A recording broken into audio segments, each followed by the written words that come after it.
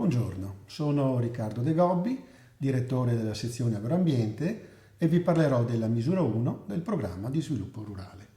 La misura 1 sostiene la realizzazione di corsi di formazione rivolti agli imprenditori agricoli, ai coadiuvanti, ai partecipi familiari, ai detentori di superfici forestali, ai dipendenti agricoli e forestali.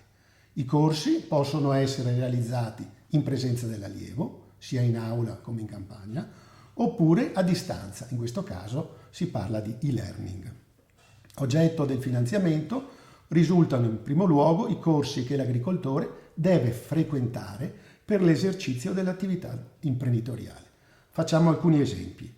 I corsi rivolti ai giovani che intendono effettuare il primo insediamento, i corsi per l'iscrizione all'elenco delle fattorie sociali, i corsi finalizzati all'avvio dell'attività agrituristica oppure i corsi per l'acquisizione della qualifica di IAP, imprenditore agricolo professionale.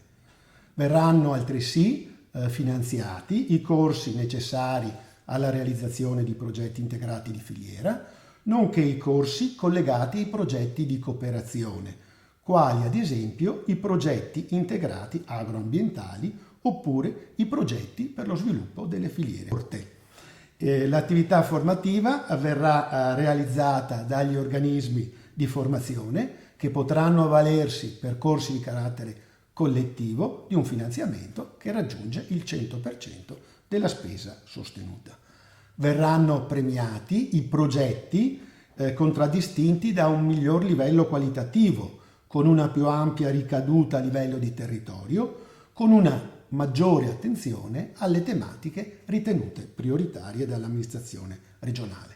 A titolo esemplificativo verrà attribuita priorità ai progetti che dimostrino professionalità ed esperienza dei docenti e dei tutor, che consegnino agli allievi materiale didattico adeguato, che utilizzino modalità e-learning, che prevedano visite didattiche o viaggi di studio con spese a carico dell'organismo di formazione o degli allievi.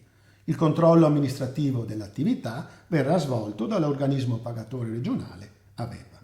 La misura 1 sostiene altresì anche attività di carattere dimostrativo ed azioni di informazione destinate non solo alle imprese agricole, ma aperte anche ad altri addetti, tecnici e operatori, sia pubblici come privati, del settore agricolo, forestale, alimentare e dello sviluppo rurale.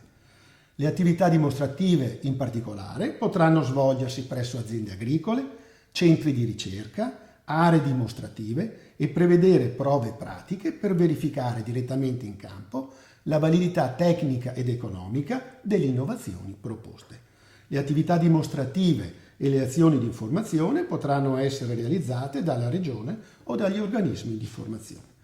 Per maggiori informazioni rimando ai bandi che verranno pubblicati sul bollettino ufficiale della Regione del Veneto, al sito istituzionale sempre della Regione del Veneto, nonché al portale piave.veneto.it.